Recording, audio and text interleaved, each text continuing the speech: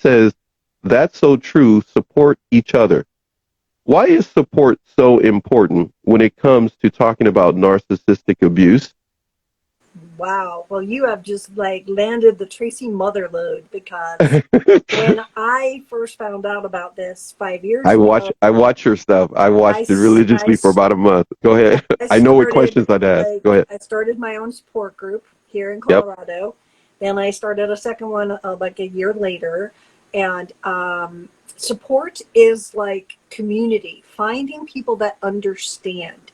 Because if you don't have that support system, and you've got friends and family that might be there to support you, if they don't get it, it's like they get tired of hearing the stories and you start to look crazy. So having an amazing support system, whether it's a coach or a therapist or a support group or even a Facebook group, is going to Hmm. be like, someone gets it, I'm not alone. And that validation is the ladder to climb out of the pit. There's another one. I'm going to write that down. Yeah, I was just saying, hey, listen, well, hey, make it work, because if you don't, somebody here will. Somebody here will do it. I've already seen it happen. It says you can support, but what if the other person, I'm sorry, this is Sexy God's Children. I hate to say this, but I'm just going to do this. So Sexy writes, you can support, but what if the other person doesn't try to or they try to make you upset and feel guilty that you're trying to get support? Tough luck. That's the Yeah, part of I was self-love. going to I say mean, the that's same the thing. part of self-love. They're not Yeah, going to like that you're getting help or getting right, better, because that means you're going to leave them, right? And so, of course, they're not going to like it. So if right. we can let go of the fact that we think that we need permission to get help and get better, then they will have less power over us, right? I'm not saying that in the situation, if you are with them and in a relationship and in the same house, that it's Hmm. going to be easy. But Hmm. if you have that as an experience, that is the biggest red flag of all, that they don't True. want me Yeah, to get better. yeah, There, done. yeah. That's all you need. And we don't need permission. I like what you just said. We don't need their permission to get better or to address a previous wound, let alone them pouncing on that old wound to create new wounds. We don't need their permission to get better. Um, Less power. She said thanks to you, by the way. See that on the Oh, screen there. sexy. Uh, so I know. I just feel funny saying that. That's just me. So I'm too old to say the word sexy. I'm just being honest. I just feel that's too. I'd rather say good looking that makes up for just the one word. Anyhow, I don't know where that went, and I don't know where that's going to head, but I'm going to stop. All right, the book. The book is Divorcing a Narcissist. The cover alone. Well, there. Oh, thank you. You beat me to it. I was going to say, do you have a copy there? Yeah, hold that just for a few seconds. Take the Yeah, shot. and down a little bit more just for a few more seconds, because I know what my people are doing there. They're Keep on. screenshotting that. Okay, so if you could please, we have a few moments before we're going to take our commercial break. Thank you for telling me your name. I had no problem saying sexy. I just felt creepy saying it to you here online. Her name is Leola. Thank you, Leola, for that. I appreciate it. The book. Uh, I've been enjoying it immensely. Yay. And what I have. Thank you so much. You're the first person that has ever been on the show. Make sure I say this correct. Yes. And I have read your book before you came on. I had started Ooh. reading your book, I should say, before you came on. I normally don't do it because I don't want to have a bunch of thoughts in my head that I can't get out during a 2-hour time frame. But I still have them now, and I know we can't address them all. But it's amazing. Okay, so don't be. What is that? All right. You probably can't see the screen, but it says, we will need that book soon. That's coming from Matthew. Matthew is eventually going to be on the show. He has a book coming out too, but he wants to be able to get his hands on your book. So as I tell everybody, don't be a cheapskate. Put the pizza down. Get the book instead. Okay, so don't, okay, you can always add to your waistline, add to your emotional health instead. Get the book, Divorcing a Narcissist. The subtitle It's is the best part, though. So we're going okay. to go, What you got? you can't make this You shit. got Is that a sticker? That's a Is that sticker. you got Yes. stickers and everything? You're My on it. bracelets, I am ready. Wait. You have bracelets? No, you got to go back to the bracelets. They say Sir Thriver on them. Well, let me see Okay. if I can pull one off. Can people get those from you I or haven't no? figured out what I'm doing with them yet. There we go. Okay. But yeah, they're part of the title of the book. So I thought, Yeah. let's show it like the live strong thing is almost a thriver. Okay. So you make me think about something right here. Do you how much do they cost? Can people buy them? I haven't done You it. haven't nothing, huh? What I'm Look, thinking about doing is doing a giveaway for pre-sale.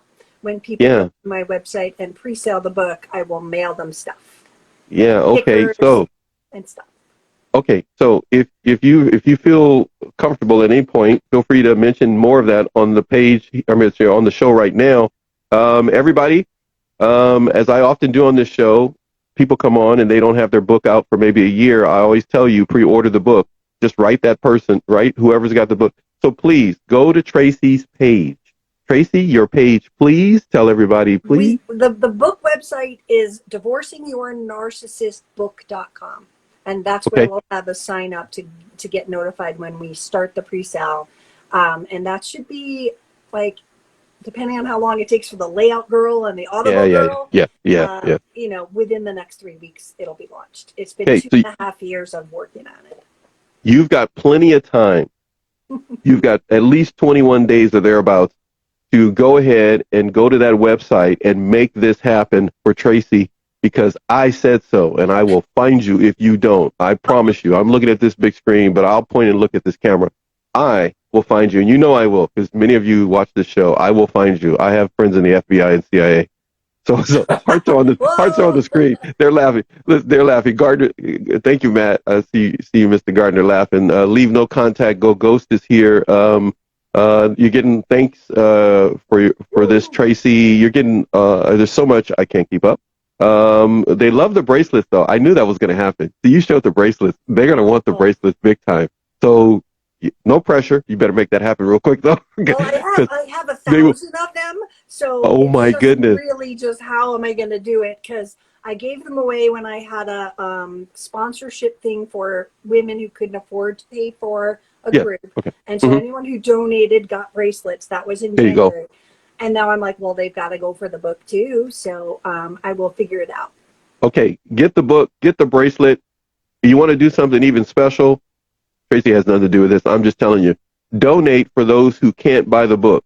Do anything you think you can do. Get your copy. Donate half of the funds for another copy, or donate for an entire book that you can let Tracy know she can give away or send to somebody or do a giveaway. Hearts are across the screen because that means they appreciate doing that with you. They may do that. I have nothing to do with it, but I'm telling you, if you don't do that, I'm gonna beat you people. FBI. I'm just saying.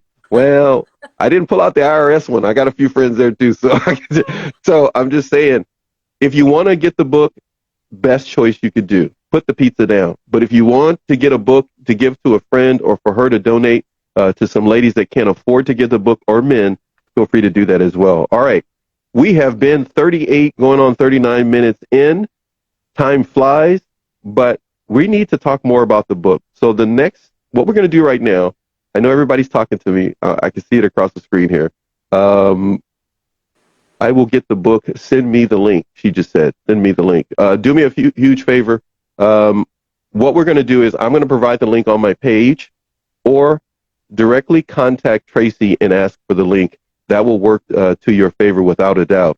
But we're going to talk more about the book. I want to spend the second segment on the book as much as possible.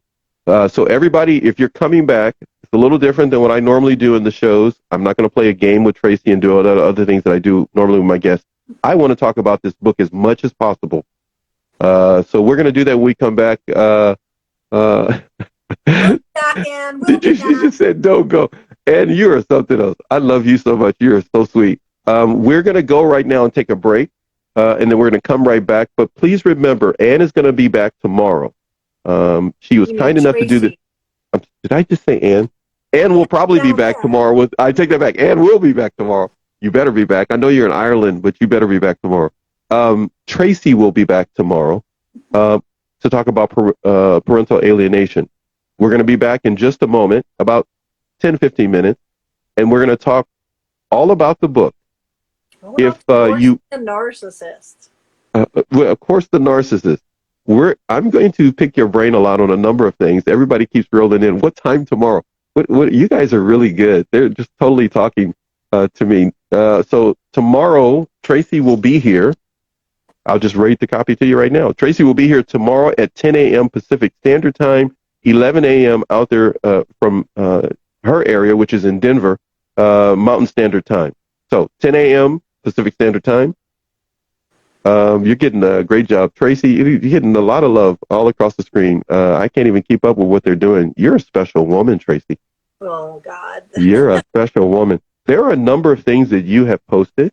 There are a number of videos that you have made that in show prep with other people, they have talked about you. So I want you to know that on air. I could have told you that in show prep, but I didn't. Nice. I want you to know there are things that you have said that have really clicked and connected with people, because the way you say things and the way you express yourself is not ho-hum, feel bad about me, but it's ho-hum, don't let the narcissist have power over you. Mm-hmm. You're very good at expressing what they're doing, but honing in that we need to focus in on what we need to do to move forward. You make people feel better without them thinking that they're not enough. And that's why they found themselves in that hole. You let them know that something happened to them. Something happened around them, but they have the power to move away from it, and they don't have to take it. So I really appreciate the way you express yourself. You're a very naturally beautiful person, but you're an exceptionally classy woman, and I appreciate a lot of the things that you do with your video and your program, and a lot of the people here too, as well. Yes, the show tomorrow will be live, and I'm just going to read what it says on the screen because everybody's agreeing with me. Tracy is the best. Very impressive. Thank you. So we'll be back in a little bit. Tracy will be here, and we'll talk about the book and, of course, narcissistic abuse. We'll be right back in a little bit, everybody. Bye for now.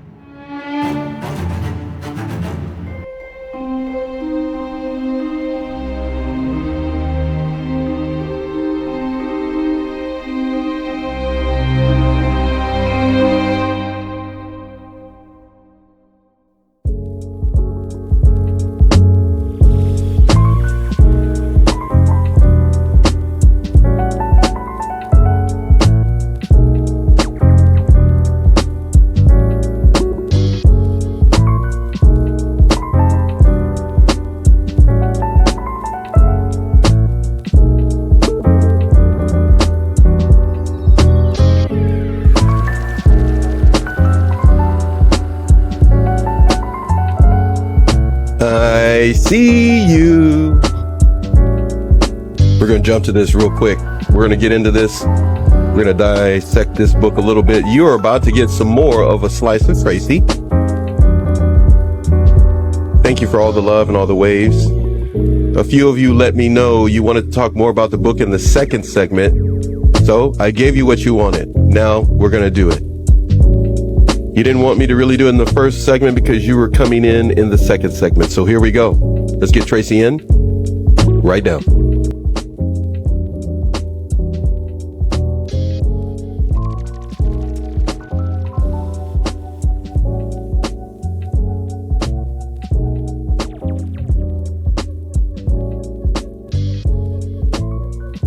There she is. It worked twice. I tell you, things happen in this technical world. Things happen in this technical world, and sometimes we never know how it may turn out. But right now, I do. This is going to be good, because right now everybody is getting what they want. They wanted me to make sure not to take a deep dive into this book in the first segment, because some of them were busy. So I got a lot of people like right before the show, and I was like, I don't roll that way. I'm going to do what I'm going to do. And I said, no, I can't do that. So that's why the first segment, and some of you have wrote me, you don't know this, Tracy, but I'm just giving you a heads up. They wrote me and were like, okay, the first segment, you got to do the talking. You got to, get into the book, the second segment. I was going like, okay, nobody directs the show but me. So it's like, it's my show. And the diva of the day is Tracy. Tracy is here, and she is running the show. I am the man in the booth for her. Ooh. This second segment is, everybody wants this. So I want you to just go ahead and take over. I'm going to start off by saying, again, the title of the book is Divorcing a Narcissist. This is not an infomercial, but it is, as far as I'm concerned, because I'm promoting this puppy like mad. So you guys can take that any way you want. People who are new here, I'm giving you a chance to come on. That's why I'm still talking. Leave no contact, go ghost. Thank you. Everybody else is here. I see you, Secure Babies. I saw your wave out. Your turn is coming soon on the show. I give you enough time. Tracy, the floor, the show, A Slice of Tracy is now on NARC Abuse TV. Please talk about your book. Awesome. Thank you so much for having me back. It's so awesome. I was really worried about talking for 2 hours, but you were right. It went by pretty darn fast. And we're only halfway there, but I'm so honored to be talking about this because it is truly a labor of love that I have put all of we put out surveys on my website, on my Facebook group. People submitted their stories for what they went through. And I wanted, just like when I make a YouTube video, I wanted people to see the tricks that were pulled on others so that they could avoid them and not live in fear of them. For if I had known some of these tricks, I wouldn't have reacted the same way that I did. I would have gone, oh, I see what they're doing, and it wouldn't have had the emotional juice that took me down so far. So my goal was to put together lots of stories, lots of tips, lots of strategies that I talk to and work with my clients for, and just the lessons that they've learned from, you know, just how to get through this emotionally, to the court system, to what to expect with lawyers. There's so many intricate parts of this, and it starts with understanding that you are a victim. For those of the people out there in TV land here, if you would, it's kind of cool to say that. But if we are stuck and going, am I the narcissist? We are still not understanding that this was done to us. That yes, we have accountability. Yes, we have our own wounds we have to heal. But at the same time, like, somebody did this bad behavior to you and now you're getting a divorce and the dream that you thought you had is suddenly gone. And so, you know, to understand, oh, this is what gaslighting is. This is what happened. Having the verbiage is the most important thing, because like we talked about in the last hour, if we don't have that vocabulary, we are still holding on to them, versus when we see it and go, okay, now I can start to heal. Now I can get through this long divorce process. The verbiage is very important then, because you have mentioned that multiple times, the total of 3 that I can think of. Excuse me. The verbiage is important because then we're able to navigate better. Is that what you're saying? So we get a deeper meaning, is what you're saying? Right. If we don't understand that we were gaslit and all these lies and false allegations have the power over us, how could they tell a lie like that about me? They know I'm a good mother. Instead of going, they're gaslighting me because they gaslight the most powerful part about me. So if they're saying I'm a bad mother, then I'm a good mother. And if we get to that point of having that language to understand exactly what they're doing and why, we can turn off some of that emotional charge that keeps us stuck in the hamster wheel. Okay, so turning off that emotional charge is very important, because if I'm just, again, correct me, because you're the specialist, I'm just the co-host. If we turn off the emotional charge, and all of a sudden we're not running on that. We're not running on that charge, that up and down emotional charge. We start to find some type of emotional stability to move forward.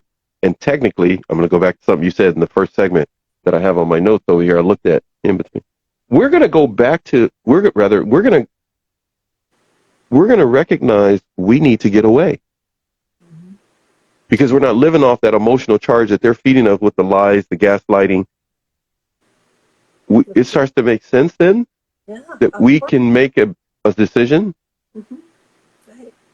And it empowers you when you have the verbiage. That's why we watch YouTube videos. That's why we're on your channel and watching NARC Abuse TV, right? Is to learn more so that it can't have the same power. When we don't have the words and we don't know what no contact is and we don't know what flying monkeys are, we don't know all of these things, Mm-hmm. then we are sitting here going, why are they telling all my friends and my family that I'm the terrible mother? And it Yeah. just, it keeps you on that hamster wheel of emotional, like, instability.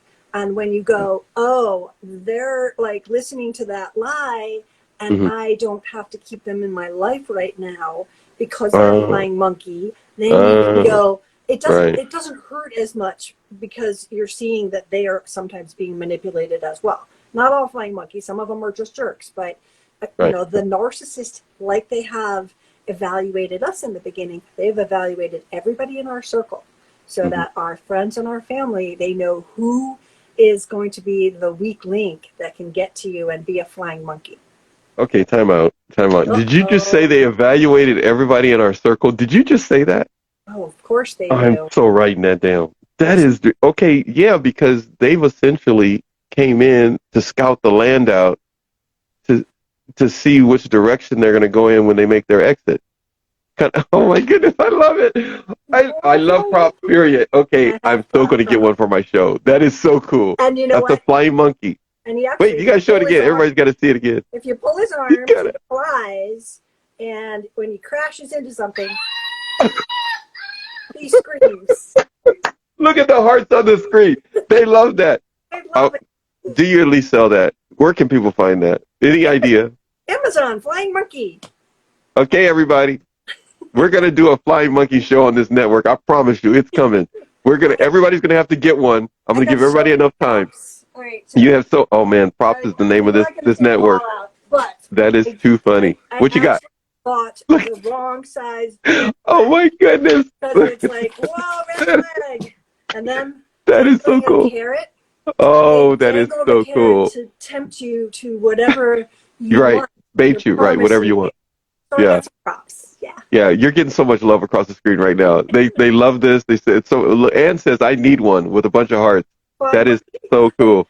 That is, because you're right. The person, use me. I would need to know who to put in what category, but I can't put them in that category if I'm thinking they're a trusted friend, but they're really a flying monkey.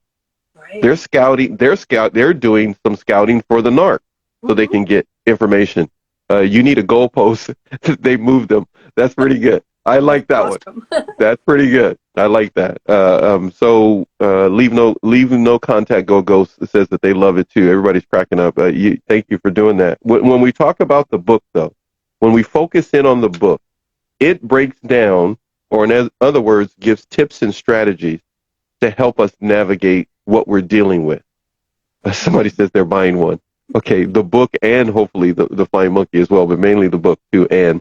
But the artwork in the book is quite impressive. Thank you. The things that I'm looking at here.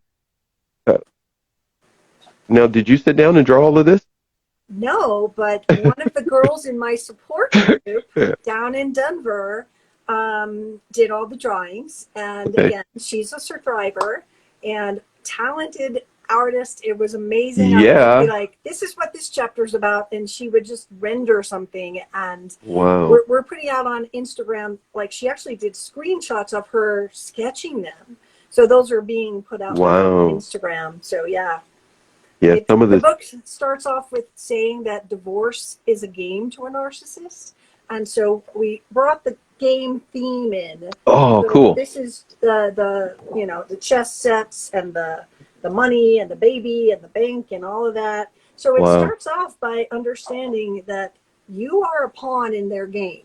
And so they're going to try to, if they might try to get money from you, they might try to take the kids from you. You're a pawn. And so to understand that part is a big part of healing, right? Again, just like knowing you're a victim is to knowing that this is a game to them. And you have to be a little bit more on guard because they're going to try a lot of stuff that isn't really fun and it's quite abusive for you.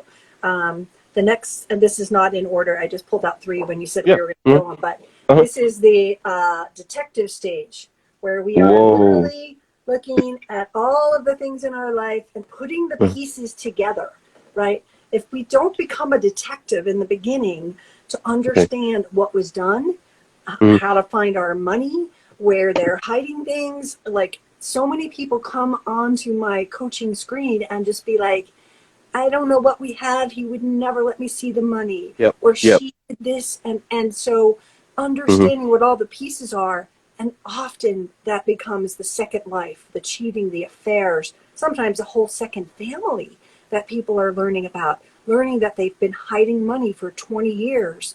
Yeah. Um, I've heard that. I've actually literally heard that. It yeah, blew my mind. It actually blew my mind when one lady told me she was married over 40 some odd years and she never knew he had an entire fund of money, let alone life.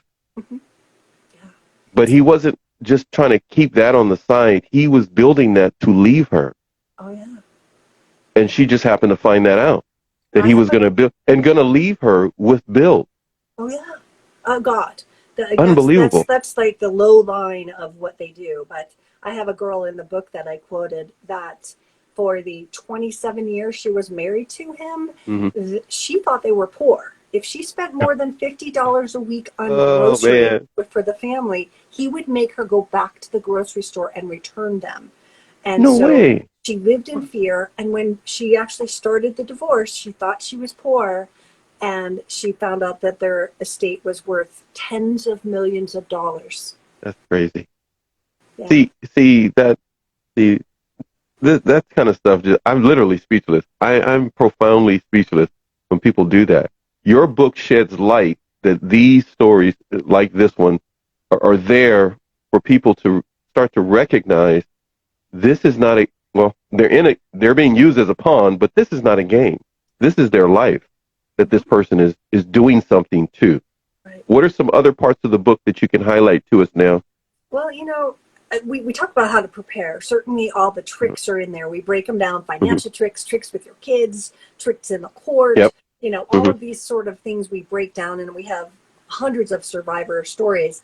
And that was a challenge because I put it out there, and I'd get like 7 pages without a paragraph or a period, Hmm. and I'd be like, okay, now I've got to that was only one person, right? You're like, you gotta like, what was the lesson? But simple things Right. that you can learn from other people. For example, like, somebody went, I came home and all the electricity was turned off in the house and my children and I froze all night. Well, lesson there is as soon as he gets out or she gets out, put the electricity in your name so that can happen. Yeah. The same Yeah. thing with phones. It's how do we protect Hmm. ourselves? I've got a whole bunch of sections on having difficult conversations, not only with the narcissist, but with your friends, who to trust and how to craft the right kind of story. Because Okay. when we're telling our story about the divorce, we Hmm. have to, I tell people the 3 bucket theory is you delegate your friends into 3 buckets. The neighbors and the people at church might not need to know as much as some of the other friends in your life. Okay. So if All you right. craft a story for the, say, more insignificant friends, the church friends and the work friends, and you craft it and go, you know what, we're just, we grew apart after all these years. I'm going to be Mm-hmm. fine. Thanks, right? Instead of Mm-hmm. like, oh my God, you're not going to believe what happened. Yeah. Because if you Yeah. go to the Yeah. church person or the work person with all of that drama, like it could get spread like wildfire through church or work. And, it's not going to help you because it's going to re-trigger you because now 30 people from church are going to Right. call you Yeah. up. Yeah. So if you Right. just go, they don't need to know it yet. They don't need Yeah. to know all the drama. They don't need to know all the stages and things I'm going through. And you craft it and you pick the next level of people. Your besties can hear everything if they're safe. But if you have friends on the list that perhaps are like, oh, everybody gets a divorce, get over it, Yeah. you'll be fine. He's not really that mean. I always loved him. They go down a bucket. We do not give them any more information, no matter where they sat in the, you could have a bestie that says stuff like that. And Yeah. then you have to move them down to a place where, this is not okay. And you're Hmm. in this bucket now, and I'm just going to give you the bare minimum facts. Hmm. Right. Because the last thing you need is somebody else kicking your wound after the narcissist has already exploited it and kept pouring salt on it, as it were. Yeah. So the book goes into that part, right? It gives. I'm being nice because I read certain things in there. so, so it really breaks down ways that we can communicate with people like that. Oh, yeah. Yeah. Without giving away much of the book, you guys. That's what I'm doing right now. We So got to so What else? What else did you want to highlight to us? You know what? One of the biggest mistakes I see, which is I think the $1 million prize in the book, it Yeah. literally is will save you thousands and thousands of dollars to understand this. That a normal divorce decree in the end says daddy pays for college. Hmm. It says the house will be sold and split between them. And those seem like very reasonable, normal Hmm. divorce lines. And you go, yay, college is covered, I'm good, right? Hmm. Until such time, and I again have examples of this in the book, but until such time that your kid gets into college and they go, well, I really was only thinking community college. I'm sorry they got into Brown. I'm not paying, right? Wow. And what happened in that particular case in the book was the mother had to take the husband back to court to try to get him to pay for Brown. And they were very wealthy, so it wasn't that. But because she had to take him back, that was $20,000 in Wow. fees because it wasn't defined. If it's Wasn't college, discussed ahead of time. Wasn't discussed ahead of time. and it has to be in writing. This is a legal Well, yeah, contract, right. right? Yeah, So if yeah. daddy pays for college, and we'll use that, nothing against the girls or the guys, but daddy pays for college, to what level? Is there a budget? Is there a time frame? Does that include books? Does that include housing? Does that include food? You have Hmm. to define it, because I have seen them go, it only said I had to pay for college, so here's the tuition. You're on your own to fly them across the country or something. Right. If you Hmm. don't define it and look at that sort of thing, even Hmm. on parenting plans, think about this as a gray area. I call it the gray areas of the divorce decree. But Hmm. if you look at it and say, Christmas, you get them this year, I get them next year. Hmm. That seems very Right. logical. Hmm. And Yeah. I've had narcissists go, well, I picked them up on Christmas Eve and I'm not giving them back till the end of January vacation. Worry, Wow. bye. It Yeah. wasn't defined. And then they go, Hmm. sure, take me back to court. What are you going to do about it? Spend 20,000? Ha ha. Right? So you define, like a child, Christmas starts at 9 a.m. and ends at 7 a.m. the Right. next morning. Whatever it Hmm. is, you need to define it, or they will take that gray area and manipulate you to the point of having to pay and pay and pay more legal fees. I went to contempt of court with a client who's in the book. That's why I can talk Hmm. about them. Hmm. And her decree said, house gets sold, she gets $300,000 and whatever. I was in court 2 years later. She had also spent $20,000 in motion after motion to get him to try to do it. So you're talking about motions to comply, motions to compel, and motions of contempt. $20,000, and her lawyer sat there on the stand and asked the judge, he was not in compliance. He's breaking the law here. He was supposed to do this 2 years ago. What do we do? Can you make him pay for her legal fees? And the judge said, I wish I could, but it wasn't in the original decree. Wow. So I have verbiage in there that was crafted by a lawyer specifically for this, to make sure that if they don't comply with all the stuff that is in the legal document, Hmm. you don't have to fight them when they take them for 2 weeks at Christmas and they weren't supposed to. You can go, Get it you all got to pay cleared my up. legal fees. Get it cleared up with the right verbiage in the first place, so that you don't have to deal with it later. Mm-hmm. So don't be in a rush. Don't be overwhelmed by fear. You're just going to have to work through it, because it's going to save you definitely money, but a lot of exasperation in the future. Absolutely. Yeah, I've never thought of that. I'm gonna bring out something that I noticed when I was looking at the book a couple of days ago. Power and strength, the discard versus the discarder. Ooh. May I please? I'm just going to touch on this.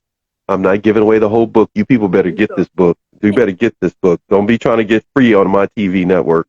You better go spend the money. Don't be a cheapskate. Don't embarrass me in front of Tracy. Go spend the money. But here it says, the decision to leave your spouse is never easy. The very idea of getting away can be hard to conceive, because with this type of abuse, you can lose your confidence. People often lose their confidence, can be overwhelmed when they become, well, the victim of someone else betraying them. Mm-hmm. And they could get, I'm touching on something that happened yesterday on the show. One guy was saying that he gets reeled back in, as it were, sucked back in from this female narcissist that he was dealing with. And a number of the people on the show were all agreeing, because they went through the same thing. Do I become the discarder? Do I get discarded? What? Well, the reason I put that in the very beginning of the book, discarder and Mhm. discarded, is because that's a stage of the abuse, right? To be discarded. Okay, right. But it's also because it's a different thing. If you are the one that decided on the divorce, Oh, you okay. have It's a already had time to process the fact and sort of grieve it before you even told them. You had time to make plans. If you are the discarded, your life is imploded. You are no sitting plan. there Yeah, and you're not ready you for. thought, and it's blindsided, right? So to understand that the path of divorce is quite different for someone that chose it, these are the things they've got to do. But for someone that didn't choose it Mhm. and it doesn't even necessarily want it, they have to understand the rules are different. But not the rules, but sort of the way that it's going to present. You're going Mhm. to get more like emotionally dysregulated because this isn't what you wanted. Oh no, I don't want to be divorced, right?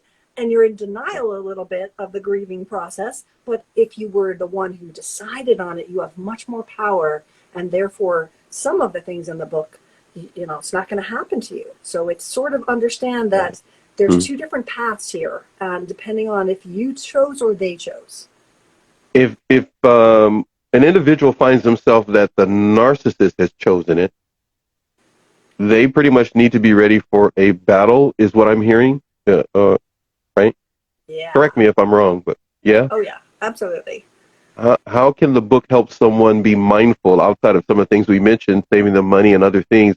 What are some other things that can help them be ready if this bomb is dropped on them? Well, to understand that you have much more power than the narcissist is going to tell you. You know, Ah, gaslighting in that's very divorce, important. I like that. Okay, go gaslighting ahead. in divorce is like out of control. They have already groomed the victim, sort of, the Hmm. discarded. Hmm. They have already groomed them to go, if you divorce me, you'll get nothing. If you divorce me, I'm taking the kids. If you divorce me, blankety blank, right? And Right. so it puts the victim in this like fight or flight mode. And you think, I can't divorce him because he'll take the kids. I'll never see my children. I'll be homeless. That's a big one they like to throw out there, right? So if you look at that and you look at that as gaslighting and Hmm. go, wait, there's no truth to that. In fact, I've been married for 30 years, and yes, I didn't work. And for 30 years, he told me that I would have nowhere to live and I'm not entitled to Yeah. anything because I was the stay at home mom. To Hmm. understand your rights, that no, after 30 years, man, you get like alimony for life and all kinds of stuff. After 10 years, you can get half of their social security, and most lawyers won't even tell you that, right? Hmm. So it's learning what your rights are, and you'll find a lot of that stuff in there is to here's how we get through this. So, if the narcissist walks out and they weren't the breadwinner, they're still in a position to take money from the victim. Oh, so often, so often. So the tables are turned in the two scenarios with who has money and who doesn't. Because the one who has money, if it's the victim, it almost becomes their entitlement to your house, your life, everything Wow. that you've saved, your retirement. And sometimes I have a lady that just completed her divorce and she knew him for 2 months, married him for 2 months, and You're gonna break my heart. divorced him for a year. And he was like, thought he was entitled to everything that was hers. And Wow. thankfully, she had me and we worked on it, and she was empowered to kind of get through these, like, he's going after my retirement. Okay, what do we do? Right? Bang, bang, bang. And so learning to not panic when that happens, because Okay. Right. technically that's how you get stronger. Okay. So please, everybody, get the book. But you just made a very fine point. Learning not to panic. I've received panic messages from people and this and that and what they want to see on the show.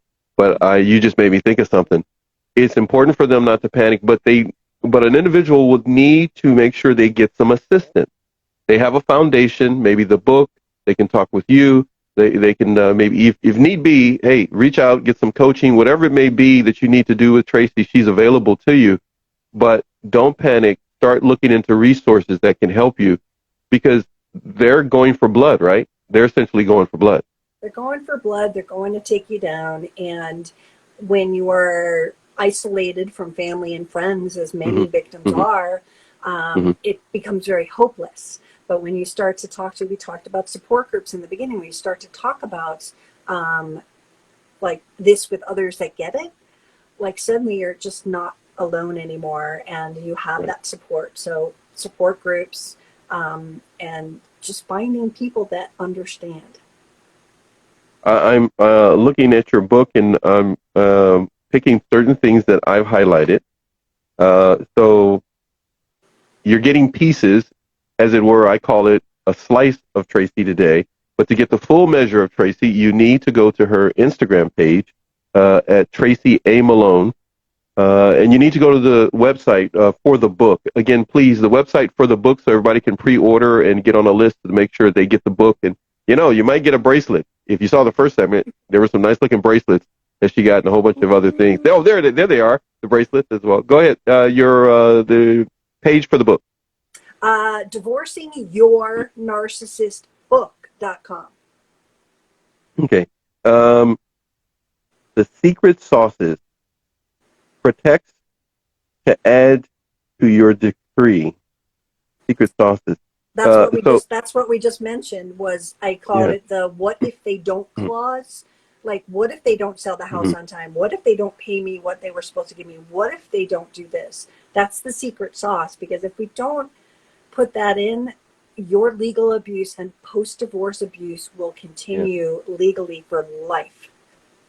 It's a never ending thing. They won't go away unless they finally decide there's nothing left of you or of me or of another person, and then they'll move on.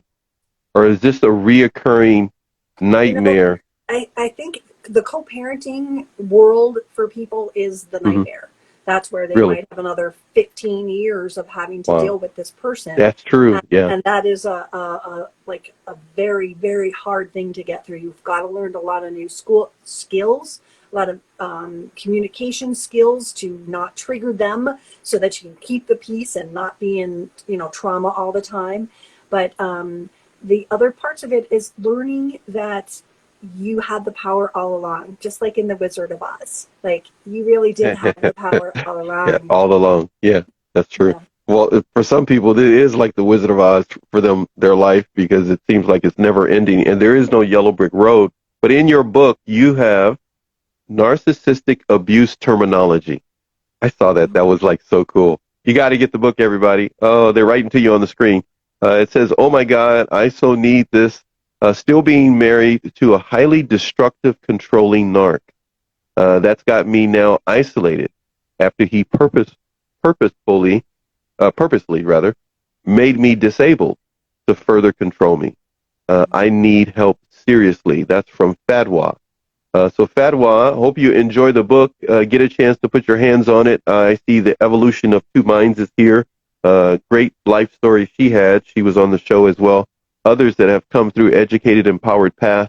I appreciate it, empath rather. All of you for being here. I have to turn back to the book here.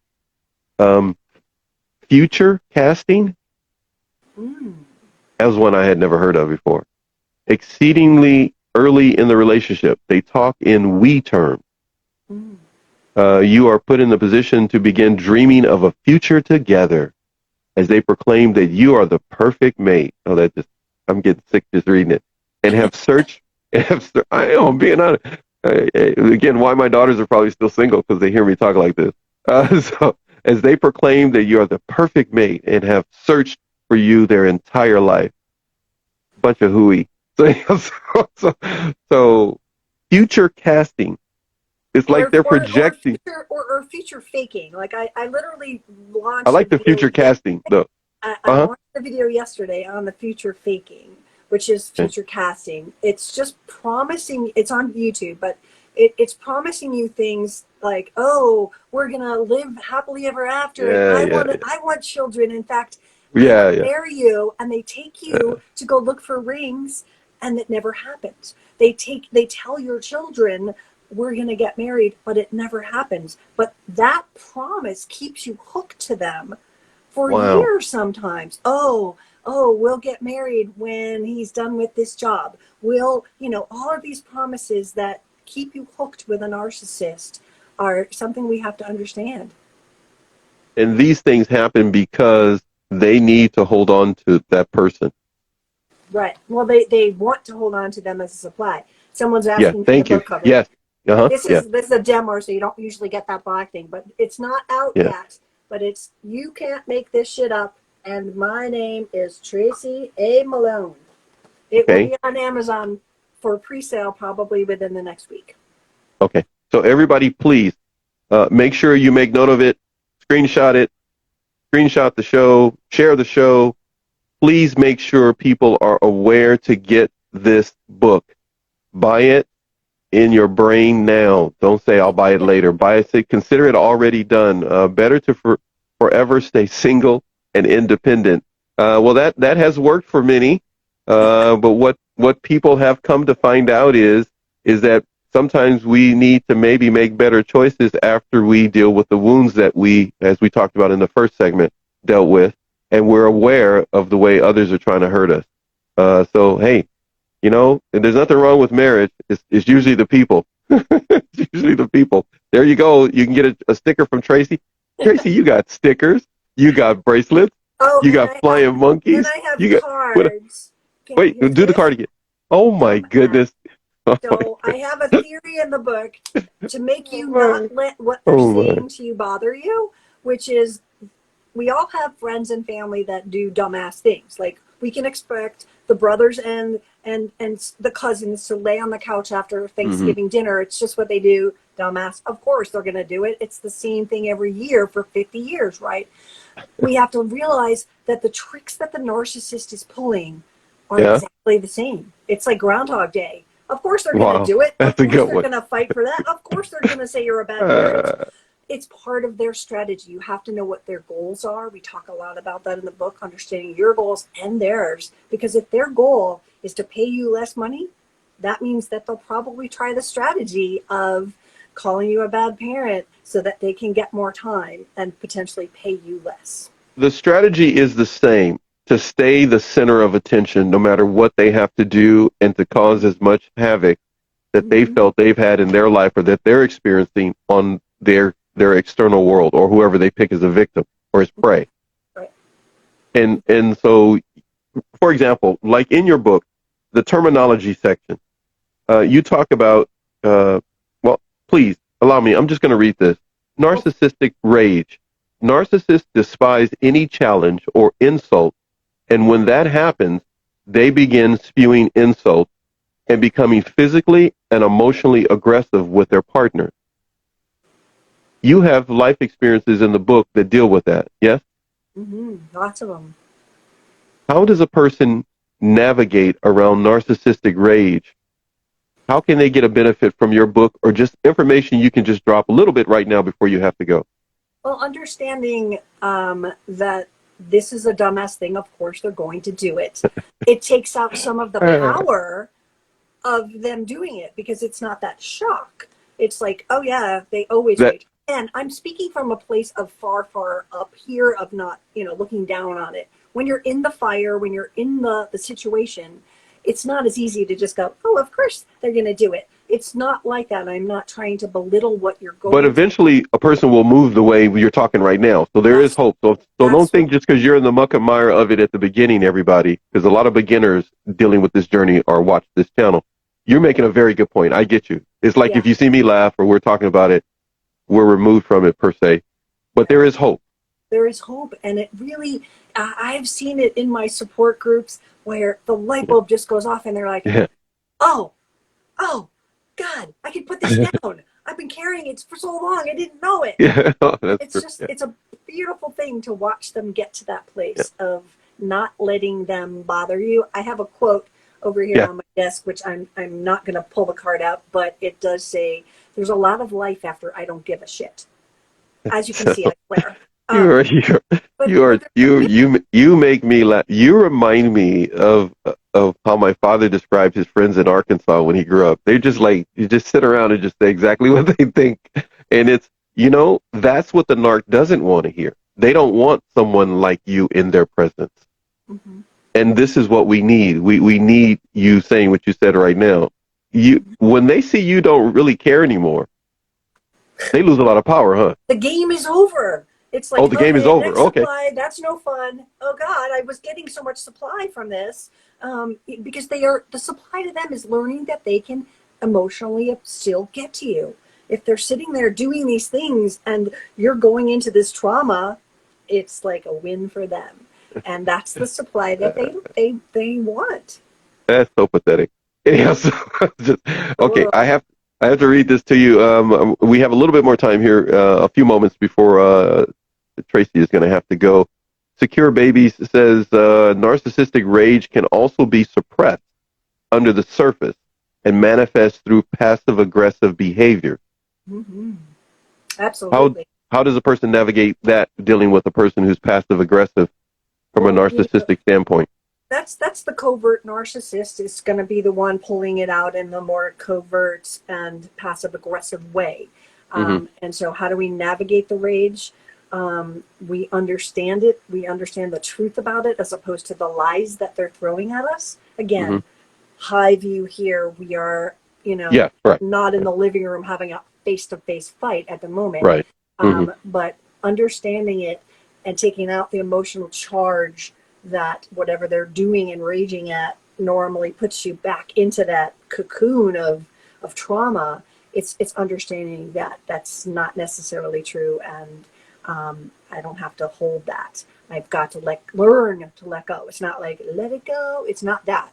It is. We have to learn to do it, you said. We have to learn and we have to practice it. I practice it Okay. every single day.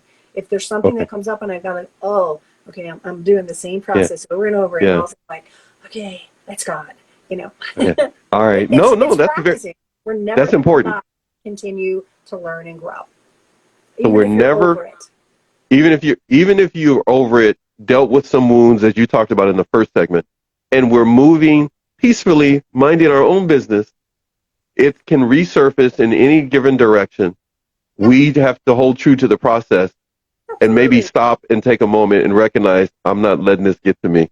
Right. Right Ignore it. now, I'm going to hold this little thermometer up. It says 83 degrees, and I want to rage at my landlord right now. I want to I go was punch her in the I was not face. going to bring it up because we talked about it before the show, but I am like, oh, but again, in life situations, this is not a relationship of a romance. This is a landlord.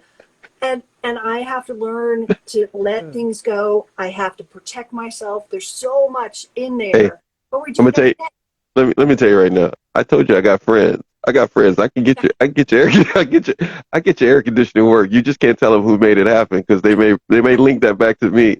So Uh-oh. I may end up being in the courtroom. Uh-oh. Uh-oh. So if you see your landlord, he's walking with a limp. I got your air conditioning You know covered. what? It's He's okay. there in California, so you might Oh my God. that might Well, that's work kind. well Hey, for wait. us. That's kind of the worst kind of landlord to have that lives in California and has property somewhere else. So Exactly. I have to do a couple of things here real quick. One, uh, everybody, I love each and every one of you. You know that. But Tracy is going to have to go. She has clients. And by the way, if you want to be treated special, Tracy is so special. She took a client before the show and she needs to go deal with a client. If you want to get on that client list, you don't have to wait for her to do another show. Sign up to be a client with her. I am reading something on the screen. That's why I'm not looking at the camera, everybody. Education of the NARC and their games is key. And as the target, mindfulness and emotional regulation is the key. The key for me was having you on today. I'm looking forward to doing something tomorrow. Everybody, look at your screens right now. Please, Somebody asked for it. That's why I'm doing it. please look at the screen. Yes, Fatwa asked for it. You're getting a bunch of thank yous and love across the screen there for that, for being here and for what you're doing. Tracy, you have have impacted a number of people.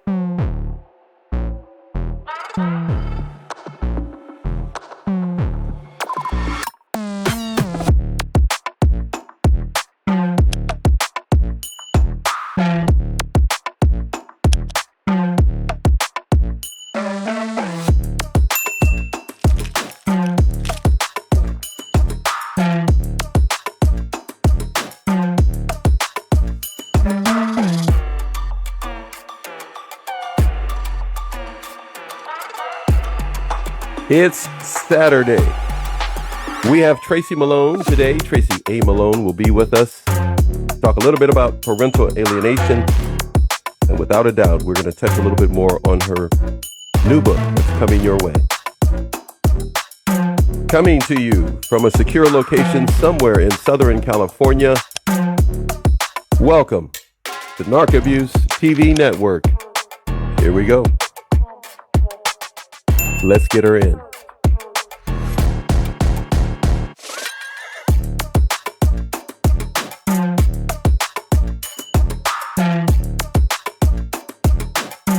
Pony Club.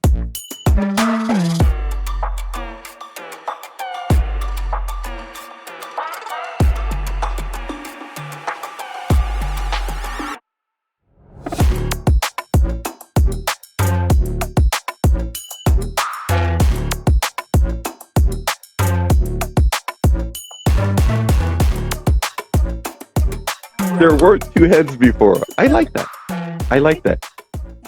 Okay. There we go. I think it looks perfect. And if it moves periodically, I think that's great too, because it gives some type of cinematic feel to it. I don't know what's happening here. Everybody's chiming in. Tootie Pooper. Lily Doolin is here. Twant. Okay, guys, I'm not reading those names like that. I love each and every one of you, but feel free to type in a name, make up a name, because some of the names I just can't read because my tongue won't work that way. So Tracy, thank you for this morning. I appreciate it. How is the weather inside your apartment? I just have to ask that. That was on my mind last night. It is 76 in here, and it's only 11 in the morning, but it hit 90 last night. Oh my, okay. All right. I'm going to bite my tongue. But I'm telling you, I know people. You just tell me. I can make it happen. I got people that will never, ever lead it back to you or I. It'll get done. That's a deal. I'm starting trouble. All right, Tracy. Yesterday, I've got over 25 different people that wanted me to start the show this morning with one thing, and I wasn't threatened, but they made it quite clear they wanted me to not go talk about anything else, but ask you about this. There's a posting actually on your page. I'm going to do this and keep peace with the audience, and then we can navigate from there to something else. But they found this encouraging on your page, and I'll just read it to you. It says, narcissists call you too sensitive as a gaslighting strategy. They perceive being sensitive as weak. They will never understand that being sensitive is a gift. Okay, so a lot of kudos for posting that from other people who wanted me to make sure to touch on that, because I didn't do it yesterday. And they thought because I normally talk about people's pages that I would do that. So feel free to expand on that. And why is that important for us to make sure we're not believing the lie that we're too sensitive? Well, you can fill in the blank with you're too sensitive, you're too this, you're too that. Okay. Whatever they're accusing you of is usually something that they can never be. Ouch. And they're making That's it a bad thing, right? That's what the point of that meme was, is that they think it's bad that we're sensitive or kind or too loving. You love your child too much. Really? Wow. That's the kind of warped perception that they give us. But we have to understand that there's nothing wrong with being sensitive. In fact, it's a pretty darn good thing, and it is a strength, and it is our power. So not to let that false narrative and that gaslighting make you think that there's something wrong with being sensitive or good. Got it. Because we'll start to what? Get rid of that? We'll start getting rid of that characteristic and try to become more like them, or? Well, yeah, we'll also feel that we're not good enough because we're sensitive. Oh, there's something wrong with it. It's just another layer of abuse to ourselves if we actually start to believe that there's something wrong with that. Okay, got it. I just have, for the sake of the record, I'm just going to read your comments, which are very encouraging too. It says, narcissistic abuse makes you stronger. Look at what you have endured. You survived. Now you can do anything. Now, a lot of people may not understand that if they've never been through it, but for those that have been through it, which is probably why a number of people in their writing about the show to me yesterday to make sure to highlight this particular encouraging post that you had. Narcissistic abuse makes you stronger. That's an interesting statement in itself. How is that so? It's so true because look at what you've been through already.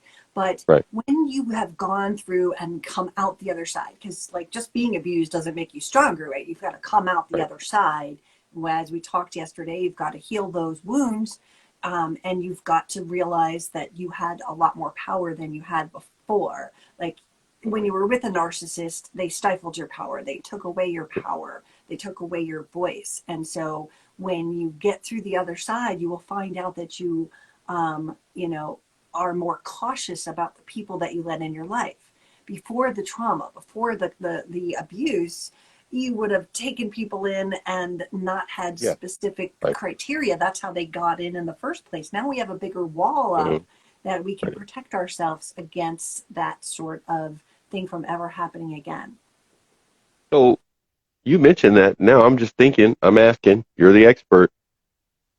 So that means then that's why just correct me, please. Does that mean that's why they feel a need to hoover to see if we got any walls up, if we've gotten better? Or I don't know. I'm just asking. Just Yeah, correct that's me. not necessarily. The Hoover is first of all, it's on a spectrum. Not all of them Hoover, and the ones people Okay. that don't get it go, wait, he didn't Hoover, she I, didn't Hoover, maybe it's I not an get arc. that mail. Wait, And I I'm like, get that mail. And they say, can you please have somebody come on and talk about that? And I go like, I don't know anything about it. So not all of them come back.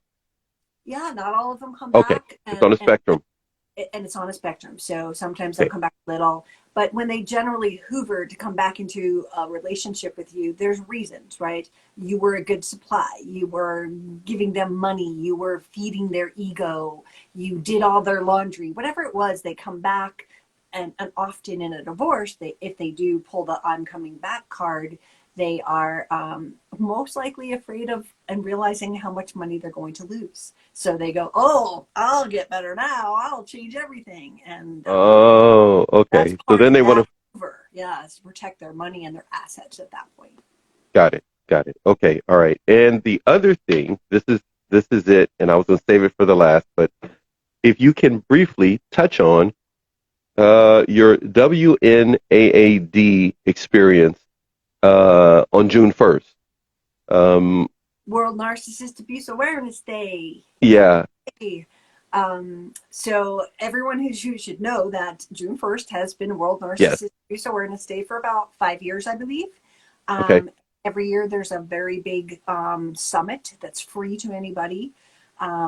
This year, they did a live stream for the first time with about Okay. 6 people, I think it was. And we took questions from the audience, and it was quite exciting.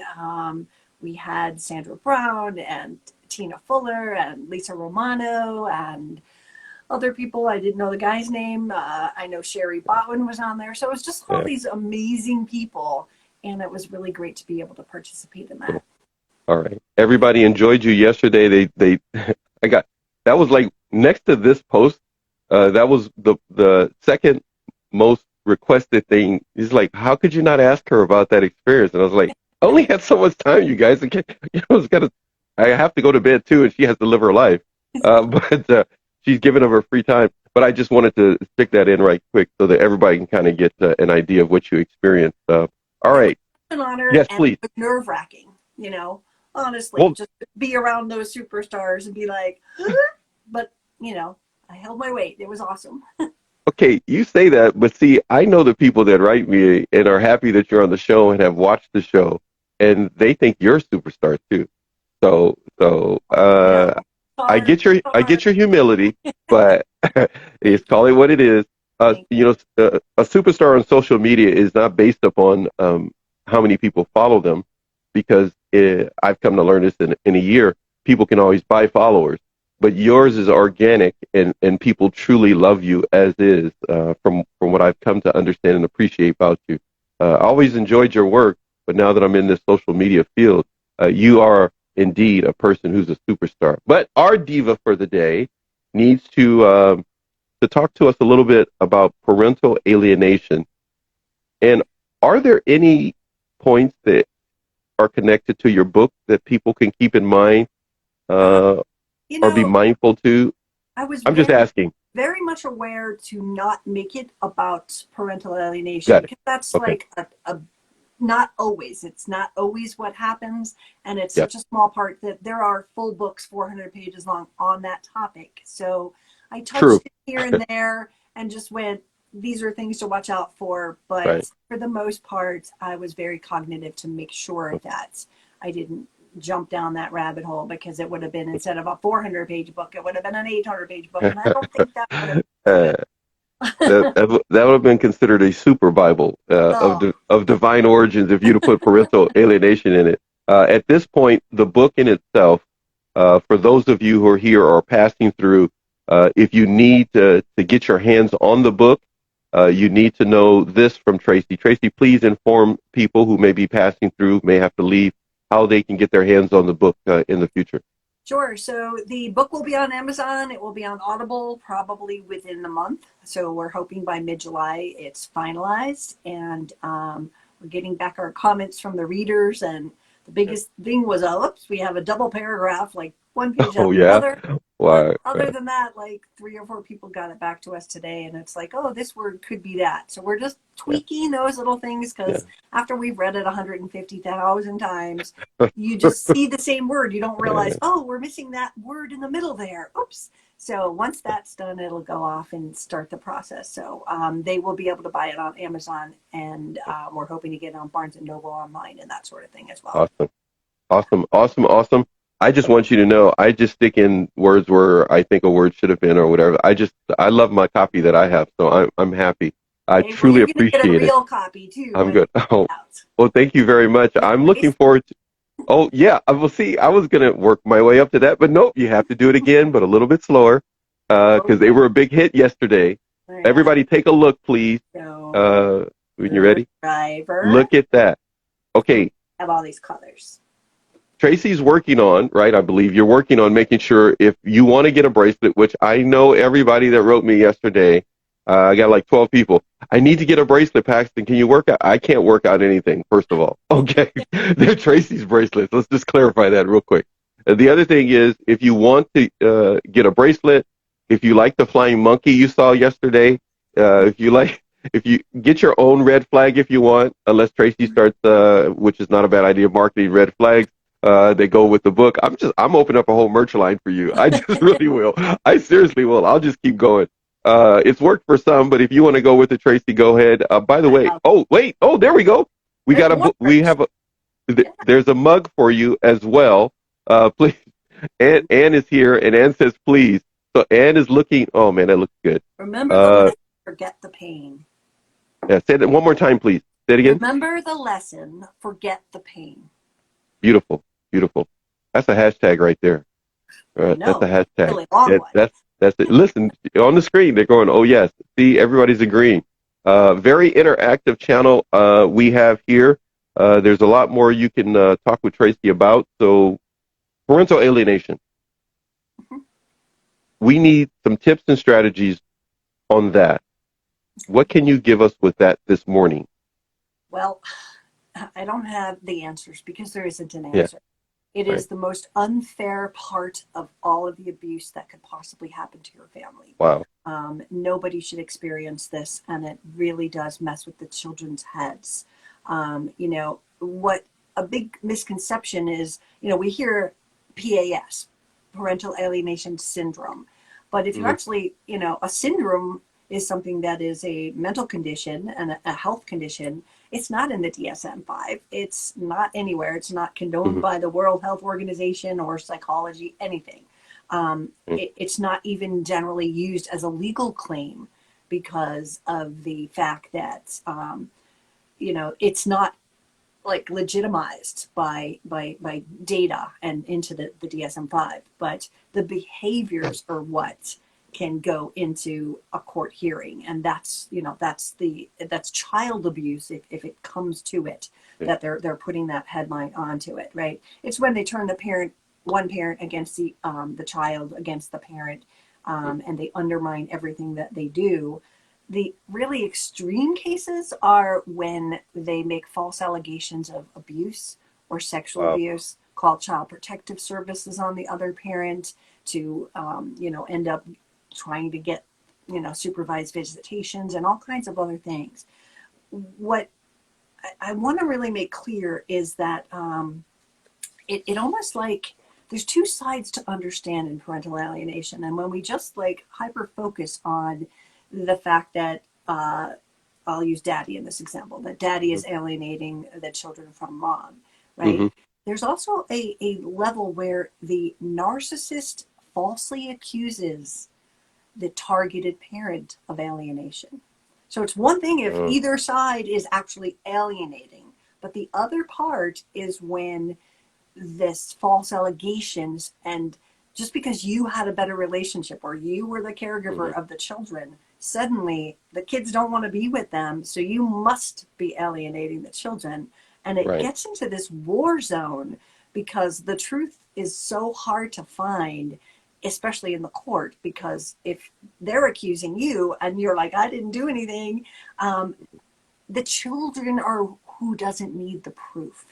That's the sad part, is that the Got it. children believe these lies about the other parent, and they start, like pretty much from the get-go with things like, daddy, is with his new girlfriend and he doesn't love us anymore. Do you know daddy cheated when you were a baby? He's cheated the whole time.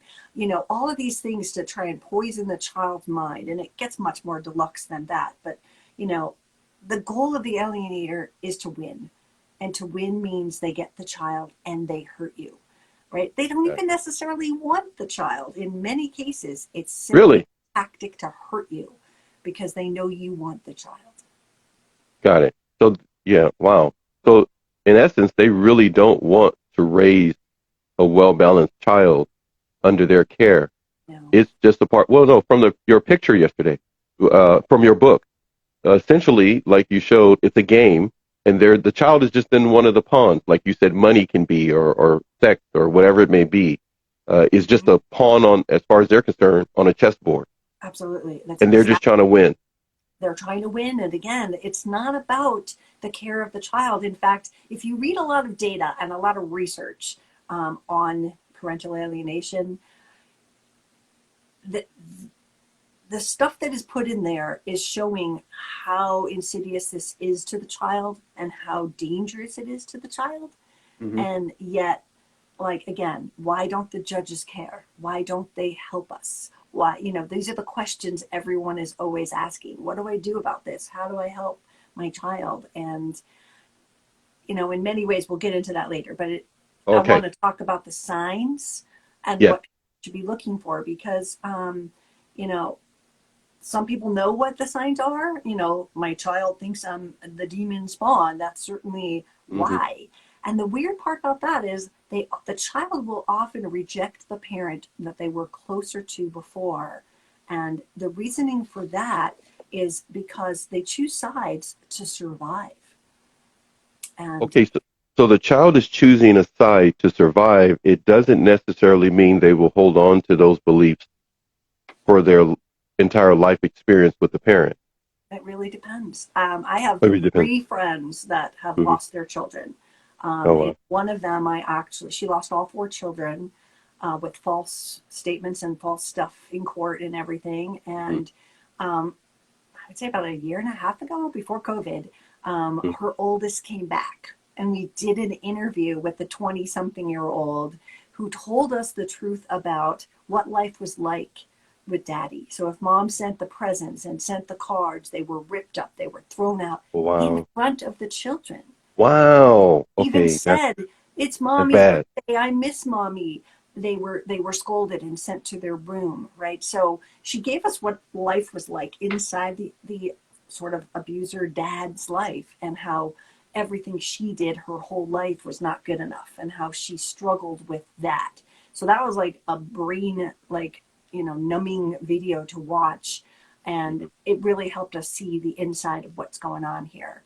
I have another friend who continued just pinging her child, birthday cards, calls on her birthday, leaving messages because she wouldn't answer it.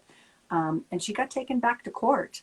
to have a Wow. restraining order, no more birthday cards, no more calls. So again, that's an adult child, but it ends up where like sometimes it is forever and sometimes it can be reversed.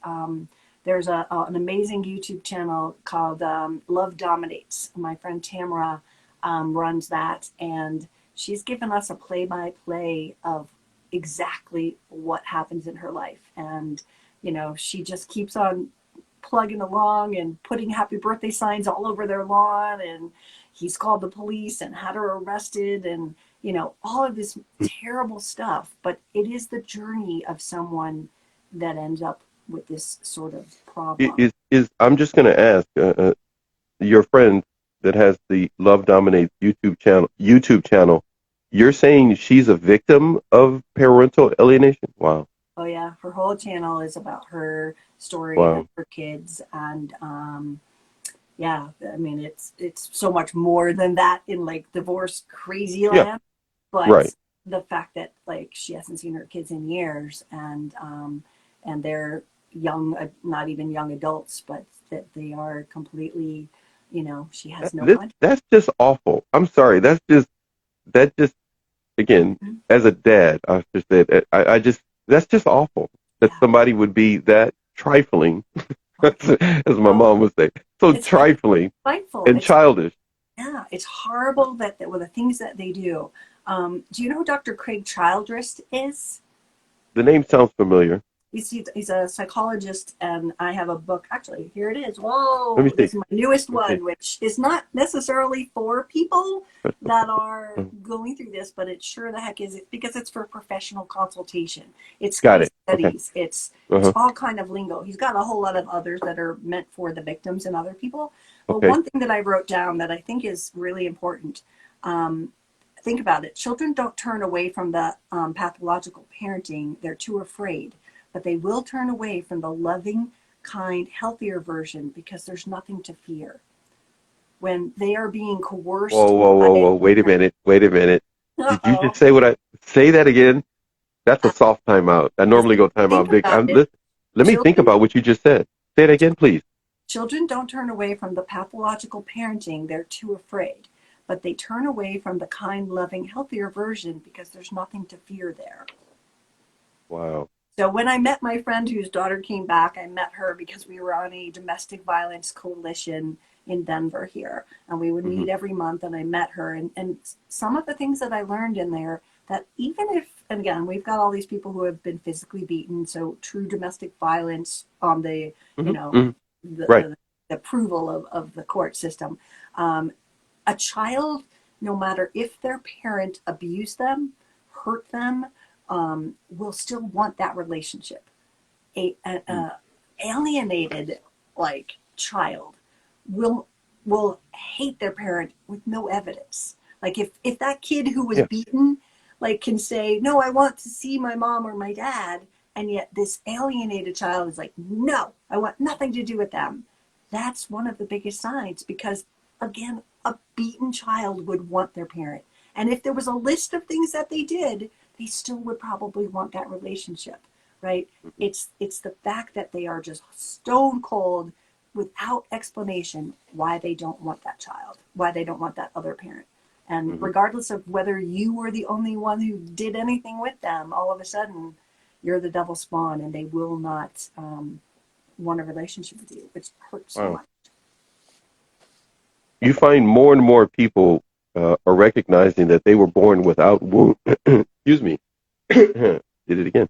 Without wounds emotionally, but they get into their 20s and 30s and 40s and they recognize that there are some wounds there, Mm-hmm. and some of them are caused by a narcissistic parent through a divorce. And then they recognize that these people have been putting these little time release landmines in their life, and Absolutely. they show themselves by hating the innocent, victimized parent Mm-hmm. that they really need to be with, and they end up spending time with this narcissistic parent, troubled for many years, Mm-hmm. and have a hard time, recouping that relationship with the other parent. Yeah. It's not an easy answer, as you said. No, Uh, no. there's not an easy answer even in court. Yeah, because right. every court like could have a different judge, different rules, and the evidence that can be so swayed by what the alienator's really doing, Right. blaming you. The judge is like, Yeah. well, he says, she says, what am I going to do? I don't know. So you both get the time, or something like that, right? Right. Right. But again, it's that false allegations and the big movement away from calling it parental alienation because of the fact that the alienators use this. This is the language of the abuser. And it Because turned the child turned the child into a flying monkey, essentially, right? absolutely, It's like the closest one you could get to be a flying monkey. That's absolutely. super painful for a mom to Oh go God. through. That And gave birth to that child, carried that child. The and attachment is totally different. I'll tell you that as a dad. I'm not a woman, but I'm just saying it's different as a dad. and it You're in the provide, protect, guide mode. Mom's in a whole different mode, nurturing mode that dads can't even imagine. yeah, And yeah. to take and rip that away from her is just disgustingly wrong. And let me clarify, Hmm. men and women Oh are yes, no, true. alienators. I mean, That's so we true. have so many men that are That's alienated against the other parent. And sometimes when the non-narcissist parent um, alienates the narcissist, in mhm. some ways they think they're protecting. If I tell you all these bad things, then you won't want to go Yeah, to him. yeah, He's a yeah, crazy man, and I don't want you yeah. there. So it's not the same intent, but it is the same It's result. it can be the same effect in So, essence is what you're saying. yeah, their Uh, intentions are different, but they are still right. harming the child equally. It's one thing to help a child understand something, and it's another thing to help a child uh, to learn something. Those two are very profound. But when we use the child on either end of the situation, victim or if it's the narcissistic parent, even if we're the victim, if we use the child to get back at or belittle or lower the narcissist is they're gonna show themselves. The child's gonna know the difference. They will. They will But the eventually. last thing we need to do is coerce them, but we do need to protect them. And that indeed can be a fine line for many. You have some things on the screen that people are writing you. Anne says, I can honestly identify with this 100%. And then we have Icredo.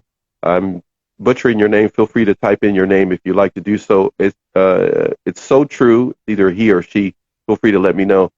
Even if you have a confession, you are at the mercy of who you get as a prosecutor. Mhm. Is that true as well? Absolutely.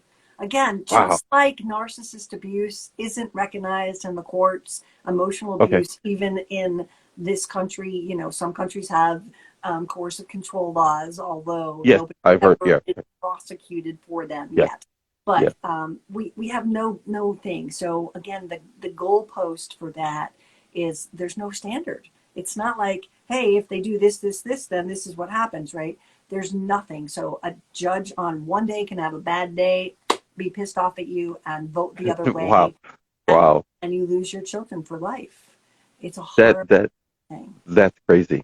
That is absolutely. And so because of that, a person needs to be well aware what they're stepping into when they go to divorce uh, a narcissist, because this is when they're children. This is a card that can be played. Well, Yeah. they're going to play it. Well, based upon what you said yesterday, they're going to play it. They're gonna They're, play they're going hard. to they're going to play it pretty hard. They're going to play this card, Hmm. and they're going to play it. And we would need to know. A person would need to know that they can't expect it to necessarily turn out that it's going to be fair. They just have to hold their ground and be the best they can for that child and try to hold on to that relationship. Is that kind of the way they need to approach it? What do you recommend if Like somebody's approaching this? the first thing to do is make sure you get a lawyer and a lawyer that understands it. It may, if you're already past the divorce or if you're going Okay. into the divorce, you haven't hired them, make Hmm. sure that they have, some kind of inkling of this. Because again, if they don't know what it is, they can't fight it and they can't defend it. They've probably seen it before, didn't have a name to them, so they're just not really, able to help you. The next thing you want to do is get support for you, because you are going to be an emotional potato. What did we say yesterday? Yep, no, that was Abandonment it. potato. No, no abandonment potato. I'm sorry. Yeah, no, but I like this one too. Emotional potato. I got the abandonment potato right here. You're gonna This is be a my mess. new note. You're just going Okay. to be a mess because of the emotions. You're going to go through like fear and stress and anxiety and insecurity and helplessness and confusion and conflict and guilt. And who's going to help you with that? If you don't make sure you are as strong as you can, then you're going to react differently when this is happening, and you could make mistakes that are, could be used against you.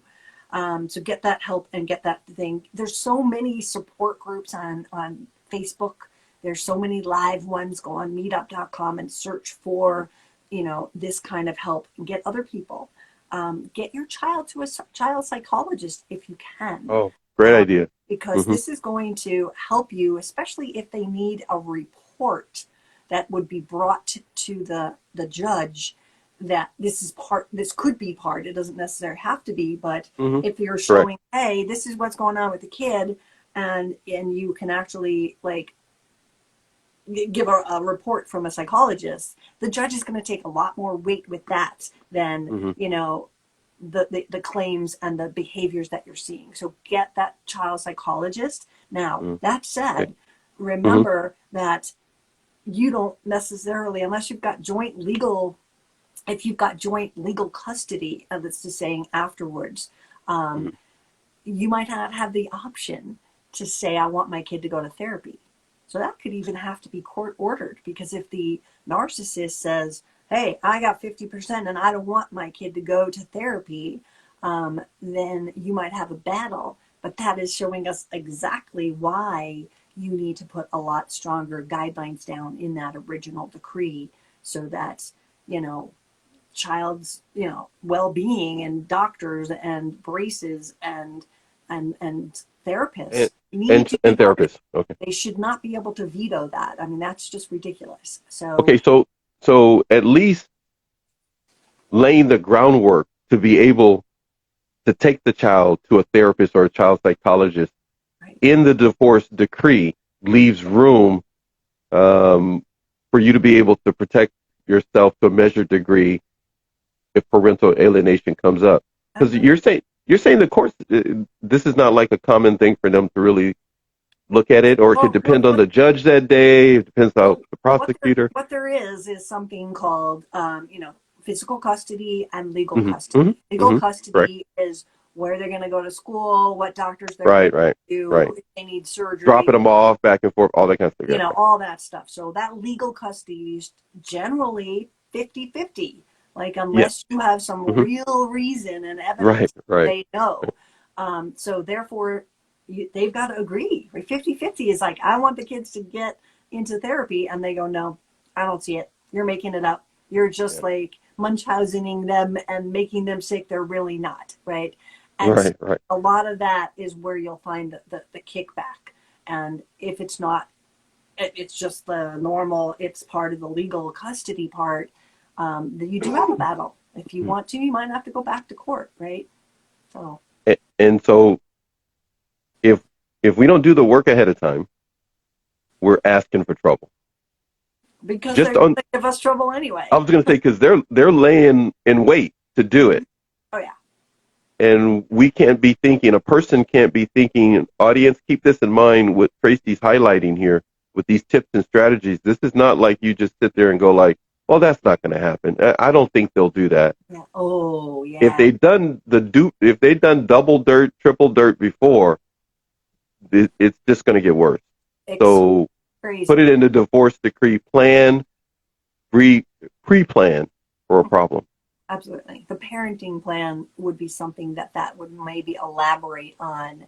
Okay. You could have a psychology paragraph that, sort of defines that if either parent wants this, that they should stop it. Because that separates it out from the whole legal custody umbrella.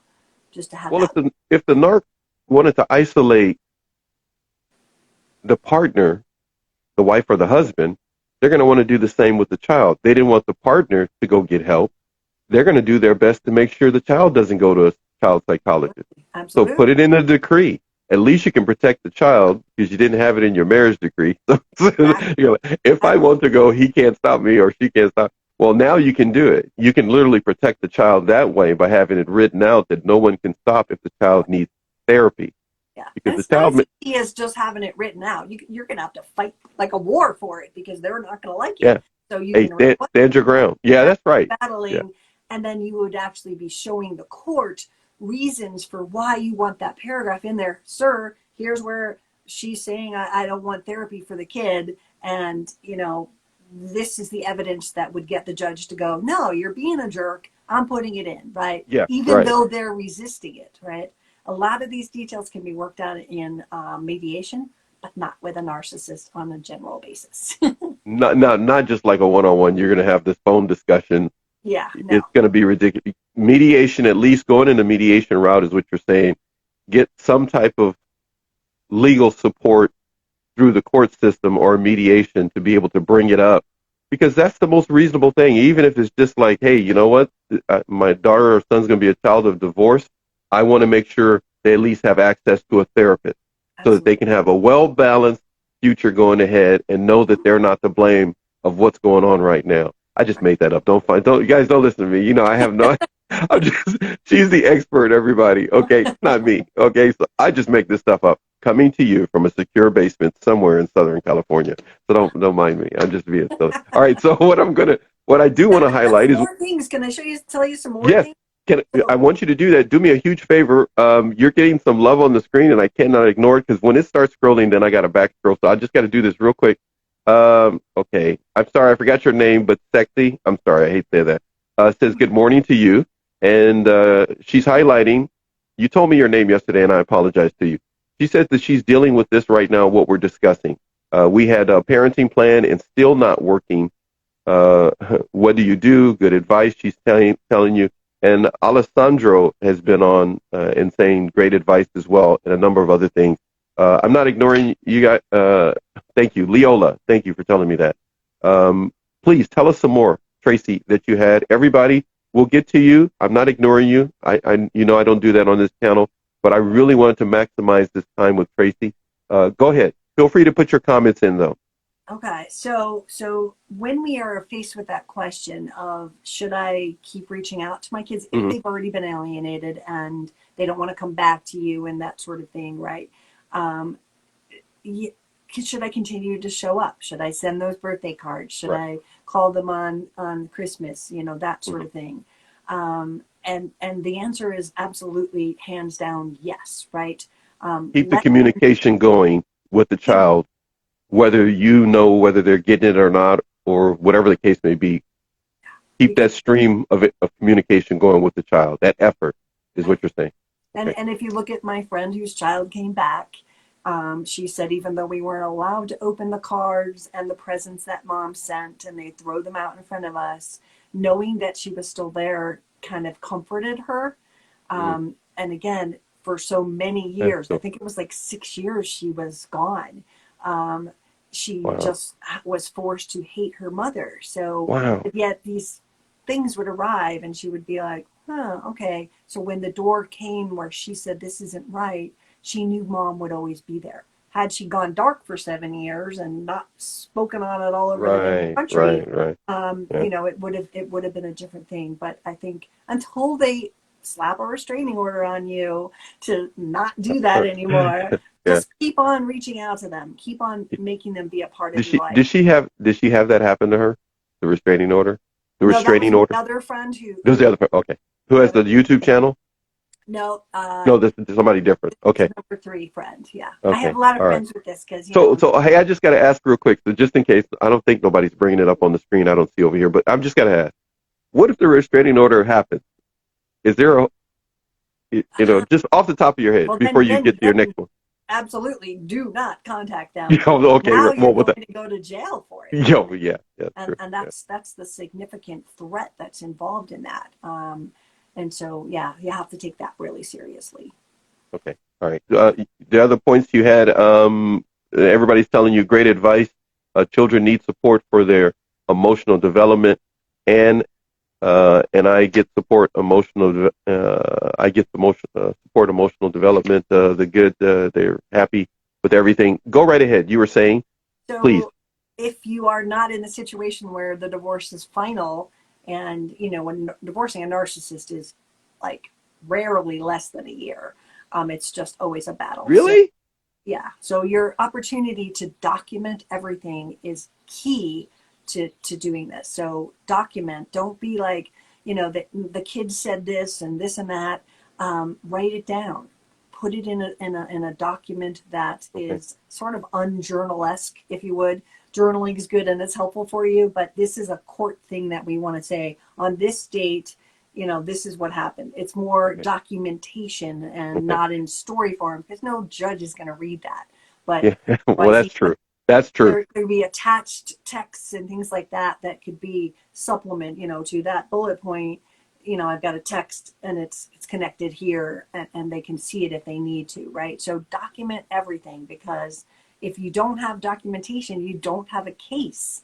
And having that documentation of what they're doing, what you've heard, what you've said, and heard said by the kids is going to be your salvation to the courts. But it's also hearsay. So it's important, but it's also, don't think it's gold and go, Right. I'm documenting every sentence he says and nobody cares. Expect that nobody will care. And again, 80% of the documentation that we gather will never be used. But if we only need that 20% and we didn't document all of it, Yeah. then the judge and the lawyers are going to decide what's important from your documentation. So put it all down, and then yes, you'll have to pay them to read it all, but they'll go, these 5 are what matter. And that's going to make the difference in your case. So document the heck. You might as well, like you're saying, just document it to death, because you're going to have a legacy if something happens to you, that your child will be able to go back and go like, hey, look, my mom or my dad was really trying to communicate with the court, with dad or mom, and with me. And it really stands well that they are able to see that. But the lawyers, like you said, they get to choose, or the judge. But it's better to document everything, but not put it in a journal format like you're writing a story. Write it in your per journal. se. Do your journal thing Get too. it out. Yeah, get it out of your system so you can be emotionally stoic as you go into court, and you're not going to want to jump across the table and choke nobody, because you don't want that happen. That's not going to be good. You may want to, but don't do that. Don't do that. I know. Well, can I tell you a confession? It's in the book. On my stand when I was on Is this going to be really bad? No, it was just like okay. Go ahead. It was a moment, and I was so pissed off, and his lawyer was attacking me on the stand and yelling at me, and I literally sat there, and I just kind of went like this. I'm scratching my finger, giving the finger my face, and just like, meh. And his lawyer went ballistic. I'm like, I'm scratching my face, judge. And the judge was like, don't do that anymore. And I was so pissed off. And I'm not saying it's a good idea, but it sure felt good in that. You're like, I'm getting this out of my system some kind of way. Look at you. I wanted to punch him in the face. That was better than punching. I am just appalled that you did such a thing. I know. It sucks to be human. Tracy Ed. Okay. Yeah. All right. But anyhow, so those moments can happen, but whatever you do not leap across the table and try to choke somebody. That's going to be really okay. Absolutely not. But, well, I'm sorry. Somebody is writing here. Leola is writing, amen. I do document important. I learned in my class that she took, she mentioned that she learned to do so. The documentation, then what you're saying, even as she's highlighting, supporting you on that, is vital.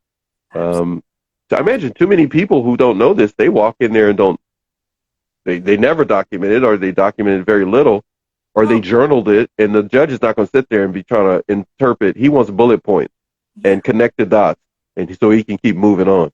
But let's go back to their emotional state when this is happening. You're living in fear. You're living in anxiety. You're depressed. Okay. Like you're hopeless. Then you want me to document what? You're so low. You're so with the covers over your head. You don't see the value in that because it's coming at you in rapid fire, and you shut down, right?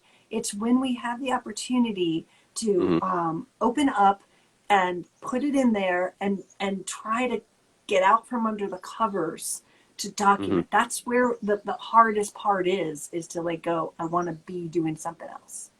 Yeah. But seeing the long-term benefit of documentation is going to help, though, because there will be a clear record that the innocent person is not instigating anything. They're Mm-hmm. trying to resolve something. Absolutely. They're not just reacting, they're really trying to have a response so that the child can be safe and they can be safe. So thank you so much for highlighting that. Everybody truly appreciated what you're mentioning there. You had some other points that you wanted to highlight to us before you have to go today? Sure, sure. So we want to make sure that our children's needs are the top priority, despite how they act to you. Because a child can come home and tell Okay, you you did it again. terrible Nope, you did things it to again. You got to repeat you. that. No, you did Remember it. what I No said? matter how they act to you. Because, Okay, that yeah, hits to all the guys that write me, and you gentlemen know who you are. I tell you exactly what Tracy said, but I love the way she said it better. No matter how they respond or react to you, their needs have to be top priority, absolutely. not Yeah. our reaction to the narcissist. And that's the thing is you're sitting here and you're seeing sometimes a little clone of your narcissist, and they Oh, come okay, that's home a and good they're one. doing the exact Uh, same thing, and you get uh, triggered and you yeah, want to yeah. go, let me tell you, right? Yeah, right, Think right, right, before right. you speak, because if you say the wrong things to them, it's going to react. Your daddy isn't right about that. Whatever they said isn't true. And all of Mhm. that defense is not the child's to carry, right? It's hard for us to walk away from the cruel and terrible things that they're doing to us. But at the same time, if we don't take their needs in, and then we are equally exposing them to things that they have no right or reason to know. So almost taking the high road, if you Okay. can, especially when it comes to how you react to the kids, because Yeah. it hurts. It hurts so much for all of you who are out there in TV land. It is one of the most painful things in your entire Yeah. life. If we thought divorcing a narcissist or co-parenting was with them, when they take your child or make false allegation that you sexually abused your daughter, um, Mhm. it's a battle that like it takes everything out of your soul. Like you loved your daughter, and now you're being accused of Mhm. her. Mhm. Like, how do you even recover from that? You are so depressed. You are so in battle mode. But if the Well, children pick that up, yeah. it's bad for them. The core strength of a parent, of a mom or dad, and is taking care of their child. You know, a good parent is trying to do that, and to have that, that's like the last vestige to be attacked. Oh yeah. It's like, people get upset if they go to a PTA meeting and somebody says, "Hey, you know what? You're not that great of a parent." They're ready to fight.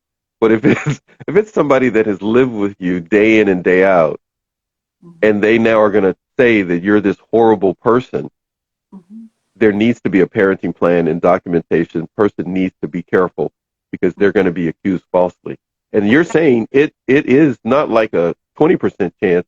This is something they are openly willing to play Oh yeah. that card. Yeah.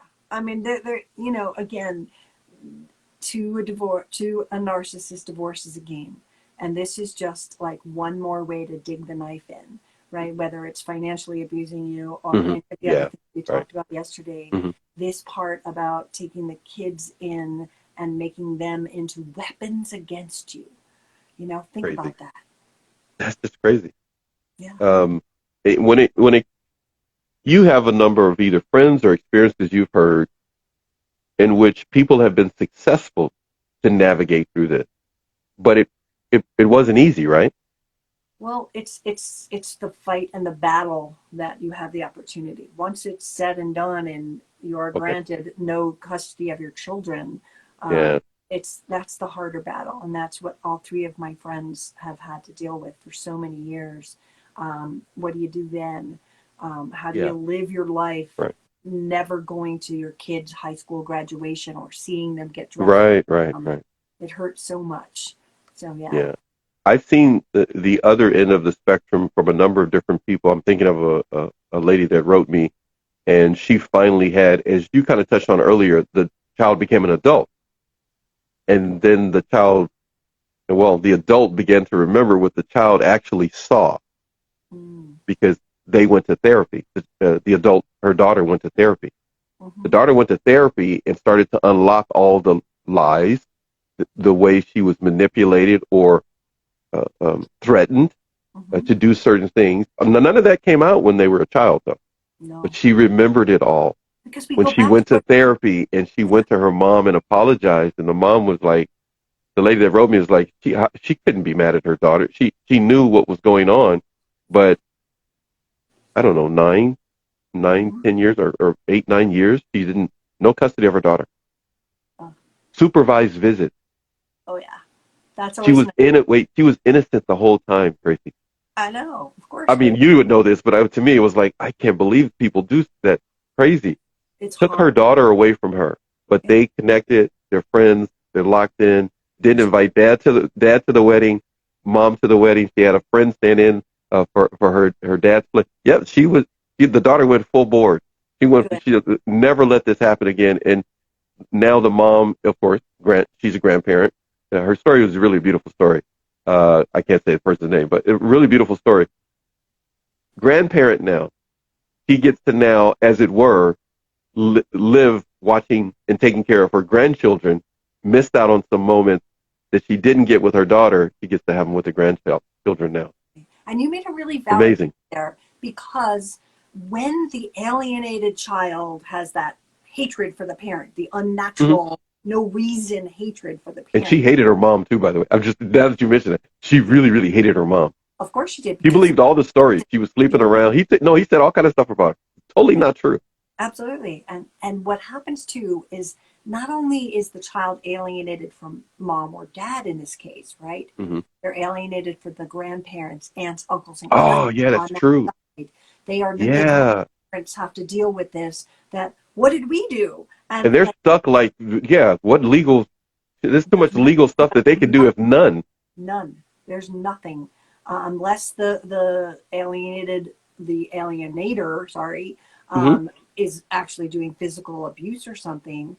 They can, Grandparents, I've had grandparents go after it. I've had I've heard that too, yeah. But it doesn't really work well because the courts are going to side with the parent, the biological parent, Right. And again, if mom doesn't have custody anymore, well, that means that her parents don't either. It's just the way the uncles, cousins, the whole, her whole life legacy is chopped off. Think about what that does to the kid. Like maybe you had 5 cousins on that side, and then for the next 10 years, you will never see them again. They're never going to come back into your life, at least the way that you should have if you all go on vacation or Thanksgivings together, right? It's gone. That's why this behavior is evil. I'm sorry, it's my channel. I can say it. Literally, to me, it is like evil to create these scenarios that you put a human being in, a young person, a human being in. I have to touch on a few things here before we get to something in a little bit. Everybody's agreeing with you. Victor says the mother accused my son that he abused his sister to manipulate my son. Okay, that's just crazy that you would do such a thing. Your Easy Life, Eve, a great guest that I had on the show here, she mentions here, I have known this happens so much. This is a common situation that has, as you said at the very beginning, there's no easy answer. It's a path that someone has to walk, and they have to get as many resources. Tracy, you did it to me again. I got so many sheets of notes that I've taken. The class has been in when Tracy is on the show. Did I call you Stacy? I don't know if I just did. Please forgive me. Support group. You mentioned a good lawyer. Staying emotionally balanced, as it were, a child psychologist. Keep the communication going. I tried to put down as much as I could that you were highlighting. But we can't beat ourselves up, or a person can't, if they were in a situation that they were fearful and they didn't have good documentation. They can just only do the best they can in the moment that they can. And again, with the right legal team, with the people that can actually know what to do with that evidence. You never know. It's like a slot machine. Yeah. Will it You could, work? you could do the work, but it doesn't mean that it's gonna knock it out the ballpark. They No, may say, "Hey, proving what they're doing is going to be key, and okay, just understanding it and showing the behaviors. We're not calling it that because we established at the beginning that yeah, courts yeah, yeah, don't think about right, this. right, yeah, It's actually not a syndrome. We can't go, they're doing this, right? But we can see that they're isolating the child. They're not letting the child talk to the other parent when they're in their house. They're taking away their phone to stop the communication. Those are the things that judge is going to care about. And those are the things we gather evidence on and say, I'm supposed to talk to them when they're at the other parent's house once a time that they're there, and I'm not being allowed to. That a judge is going to be pissed off about. So those are the kind of things you want to gather. And again, it's the luck of the draw. Will that judge care? yeah, Will right, they? right. But it's also on the performance of the narcissist. And I've heard this a lot where they're Huh. so arrogant in the courtroom that the judge is just like, you know Oh, what? No, no, no, okay. no, no. I So didn't they think of that. Okay. bury themselves. They're so like they protest too much. And so Okay. the judge goes, That's a wait a good one. second. Yeah. But again, good judges, bad judges. And, in I would say, I'm not going to say this in a bad way, but in more rural communities, that really hurt to get out. The judges are just not as educated. You might find I never more. thought of that. Wow. If you're in a big city, like let's use Denver as an example, you're in Denver and they're going through so many in a court, Oh, okay. 2 They're divorces exposed in to a it more. month, and so this is so uncommon that they don't even know what to do with it, much less again when you've got a system that is bringing the divorces in at a rapid fire. The judges got more exposure. I've seen this before, and they can do something like that. A book like this, which I held up Yes. before, Uh-huh. Right. this sort of From thing, Childress. something you can send to your lawyer. Ah. It's this small. It's the tiniest little book. It's 40 pages, Yeah. 51. Send it to your lawyer so that they understand it. And this is for professionals. This is designed for the Wow. lawyers and for therapists who Okay. are treating people with this. So put it to your lawyer and be like, it's a $9 book. Here you go. There you go. And it's only 50 pages. You can do it in an hour. It'll only Yeah. cost me Hey, $400. get his staff or get somebody else there to read it and make case notes for you or something like that. Exactly. If you need to know more about the book, of course, do not write me because I do not know. You can always DM Tracy. You can always ask her some more tips and strategies. But the bottom line is, the more you know, based upon what you're saying, every situation can be fluid depending. There's so many variables and people that come into play when this starts to take place. You're going to have to rely on other people and their choices and decisions, but you can provide them with as much information and documentation as possible that you can, and then just see what takes place. But the outcome is always going to be the best in the long run for the child. It will work itself out one way or the other. It always does. Every story that I hear this about, it's difficult living with the narcissist. It can be tragic when they use the parental alienation. But the bottom line is, the child is going to have the last say. They're going to figure it out once they see who has the better pattern of telling the truth. One of the tactics that the alienator uses is Uh-huh.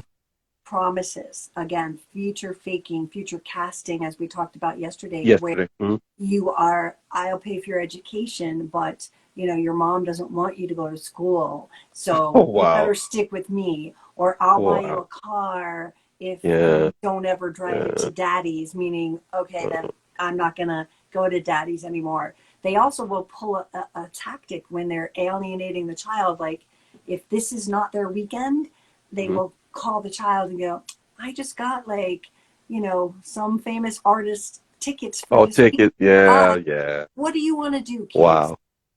And the kid is in a position to go, I get to see my favorite artist and bring a friend, That's crazy. or I'm supposed to be with mom. They don't understand that legally you're supposed to be with mom. So now the Right. kid's heart is being tugged, going, why won't you let me go? Yep. It's going to Yep. be Yep. to see, whoever it is. And Yeah.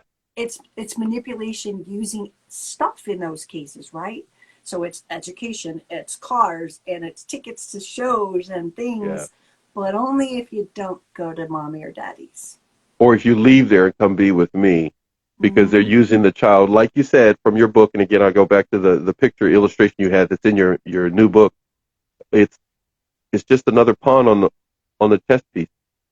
Chess chess in the chess game is another pawn that they're using, right? Absolutely. Uh, They truly don't care about the child. Children are extensions of a narcissist to make them look good, and if you don't make them look good, then it's not conditional love, and they show it. Wow. Yeah. We got here on the screen. Britt is saying, I have to deal with this from my ex on a regular basis. Britt is my. Tell you this, Tracy. I started this part every on Sundays, I should say, in which I have a mom that's either nominated or I choose to highlight a mom that's doing good, and it's the mom of the day kind of show, best mom ever show. And she was the first one, and so she's saying that she deals with this on a regular basis. Matter of fact, um, Victor's saying, I really understand what you're saying here. So just kudos to you. He wanted to give you kudos that he's getting the understanding. And for me personally, thank you, Britt, for that. And thank you, J. Victor Flores, for that. I just want you to know the men are loving you. The men are loving you. Take that any way you want to. I'm just telling you. The men are loving you because they're understanding the way you're explaining it. That's no slight on anybody before you that's been on the show or that will be on the show. They're understanding the way you're describing everything. They're catching it. Sometimes what men have wrote me is sometimes it goes too fast for them. I don't have to interrupt you too much. We're normally on some shows I have to interrupt so they can understand. There's nothing wrong with the guest. It's just that the men are trying to emotionally they're kind of stuck, and they kind of it's just harder for them to process certain things, and they want to get the information to make it work for their child when it comes to this subject. But they appreciate it. I'm looking at it over here off screen. They appreciate the way you're explaining everything. I can't keep you forever. We've gone in 1 hour and 3 minutes and counting. Oh, This is I'm the going person. to a June 17th music fair, Okay, and it's the first actual music venue in Denver since COVID. So really? I did, yeah. Well, that explains why you look so spiffy and gorgeous and beautiful. I thought it was for me in the show. But anyhow, what I was gonna say is, I'm teasing you, my friend. I do want to say is, it is amazing the patterns that the symptoms that now I know.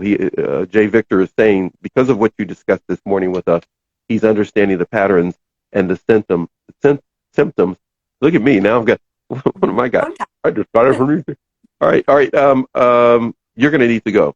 I don't want you to, but life makes it so much better if you go ahead and enjoy yourself the rest of the day, and all of these people can take your advice and apply it. Thank you for being an awesome 2-day guest here with us. A total of about 2.5 hours you spent with us. I truly appreciate it. Everybody else does. Enjoy your weekend. Stay safe. Please try to stay nice and cool as much as possible. But, if you need my friends, just let me know.